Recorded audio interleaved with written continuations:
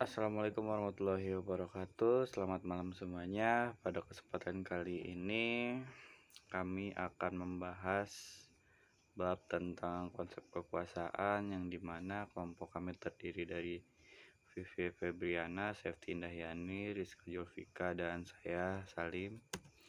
Yang pertama itu konsep kekuasaan atau power. Definisi kekuasaan dapat diartikan sebuah golongan kekuasaan raja, kekuasaan pejabat negara, sehingga tidak salah bila dikatakan kekuasaan adalah kemampuan untuk mempengaruhi pihak lain menurut kehendak yang ada pada pemegang kekuasaan tersebut. Adapun menurut Davis Newstrom tahun 1994 bahwa kekuasaan atau power adalah kemampuan untuk mempengaruhi orang lain yang merupakan cara seorang pemimpin memperluas pengaruhnya kepada orang lain. Selanjutnya menurut Afzalur tahun 1987 yang dapat berarti bahwa kemampuan yang dimiliki seseorang di satu pihak untuk mengendalikan perilaku, sikap, nilai, pendapat, tujuan, dan kebutuhan dari kelompok atau organisasi dengan pihak lainnya. Selanjutnya ada karakter kekuasaan. Yang pertama itu kekuasaan bersifat sengaja karena meliputi kehendak, bukan sekedar tindakan acak. Yang kedua, kekuasaan adalah alat atau instrumen. Ia adalah alat guna mencapai tujuan. Selanjutnya, kekuasaan bersifat terbatas. Ia diukur dan diperbandingkan di aneka situasi atau dideteksi kemunculannya.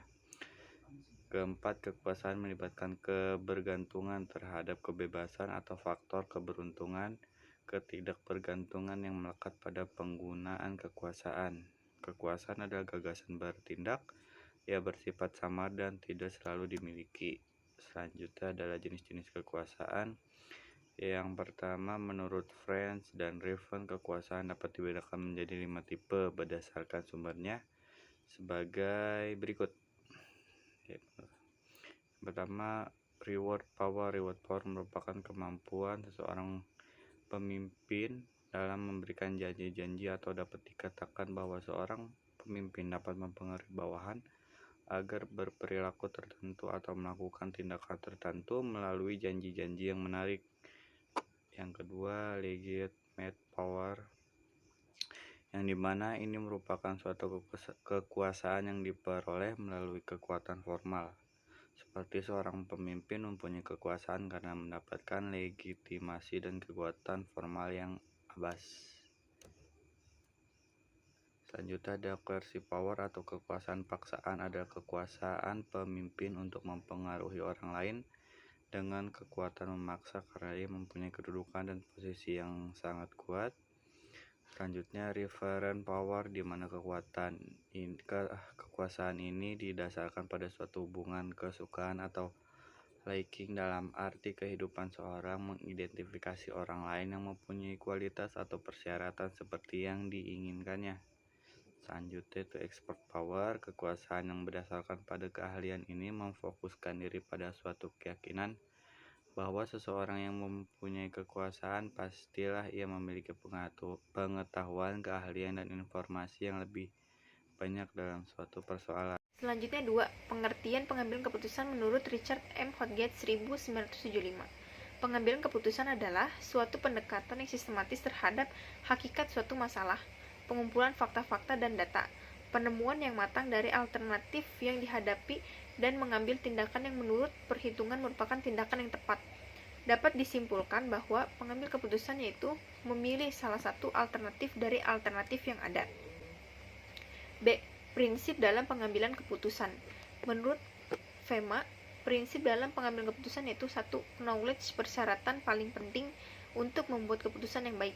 Kesehatan keputusan tergantung pada seberapa informasi pembuat keputusan itu. 2. Inisiatif, pembuatan keputusan efektif memikul tanggung jawab untuk memulai proses pengambilan keputusan dan menindaklanjutinya. Mereka mengambil bagian aktif dalam pembuatan segalanya lebih baik. 3. Advice seeking, pembuat keputusan yang baik tahu bahwa mereka membutuhkan bantuan dari orang lain. Mereka mengidentifikasi orang-orang yang dapat memberikan kontribusi spesifik pada proses pengambilan keputusan dan meminta saran dan nasihat mereka. 4. Selectivity, pembuatan keputusan yang efektif mencari data terkait. Mereka menghindari terjebaknya oleh fakta dan angka asing. C. Kendala dalam pengambilan keputusan. 1. Kendala yang bersumber pada diri. Kendala yang paling kuat sesungguhnya bersumber pada diri pengambilan keputusan yang bersangkutan sendiri. Kendala yang paling sering menampakkan diri adalah ketidaknyamanan seseorang untuk bertindak tegas. 2. Kegagalan di masa lalu. Berbagai cara yang dapat dilakukan manajer dalam mengendalikan trauma kegagalan masa lalu adalah: A. Pembentukan panitia ad hoc. B. Penyerahan tugas menyelesaikan masalah kepada sekelompok tenaga ahli dalam organisasi. C. Pengarahan tenaga konsultasi di luar organisasi. 3. Sumber konflik dalam pengambil keputusan efektif. Sumber konflik. Macam-macam konflik yang muncul di dalam organisasi. Setiap organisasi memiliki konflik internal dan eksternal. Konflik internal yang muncul dalam organisasi adalah perbedaan pendapat antar anggota karena karakteristik yang berbeda-beda, sehingga kesulitan dalam pengambilan keputusan. Konflik eksternal yang muncul adalah gesekan dengan organisasi pergerakan lain mengenai pengkaderan, yaitu organisasi pergerakan saling berebutan mencari kader untuk meneruskan perjuangan organisasi.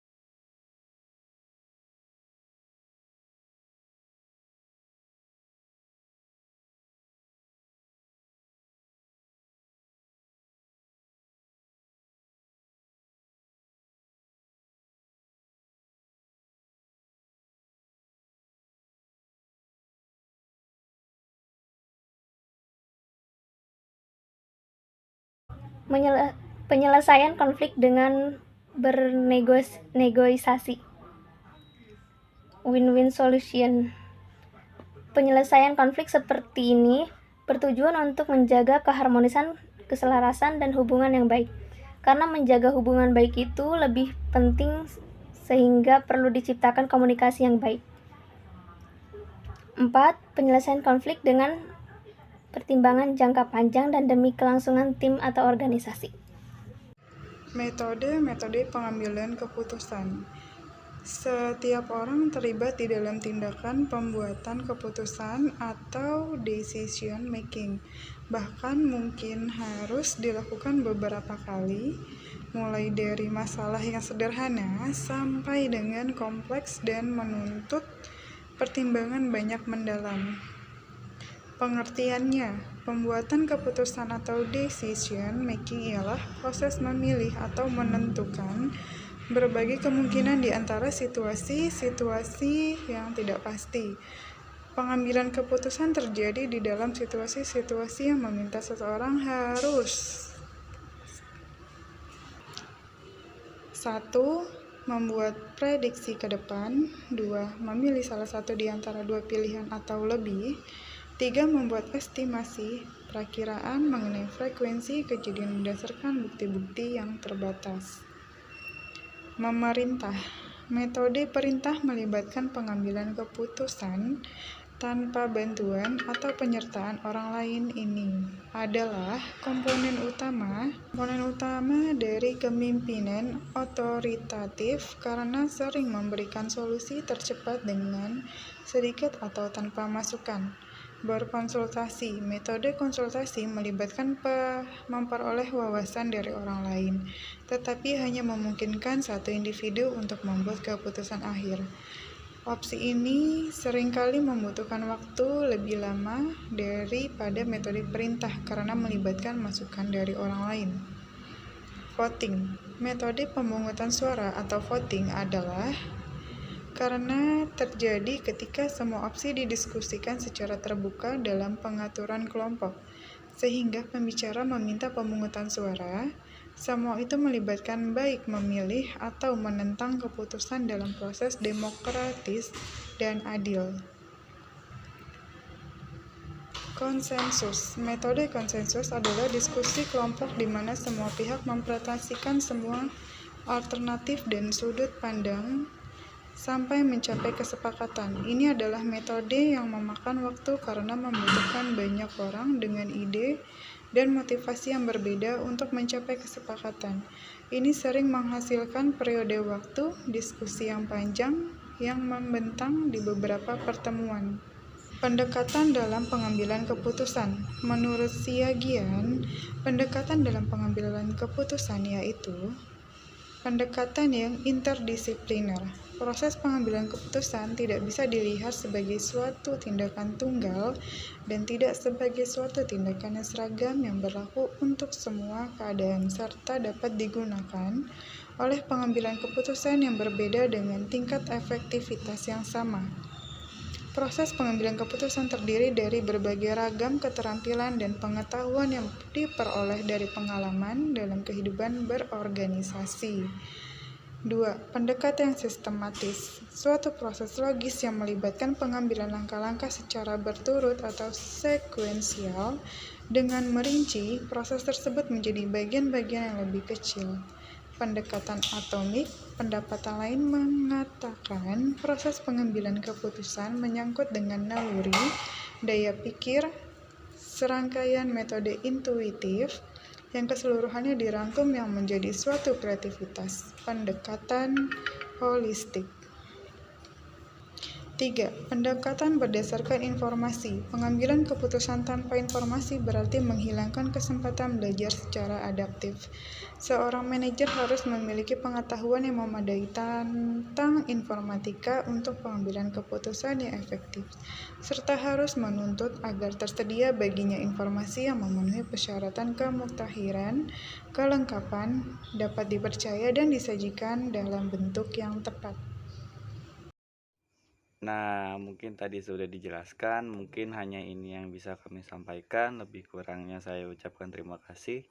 Wassalamualaikum warahmatullahi wabarakatuh.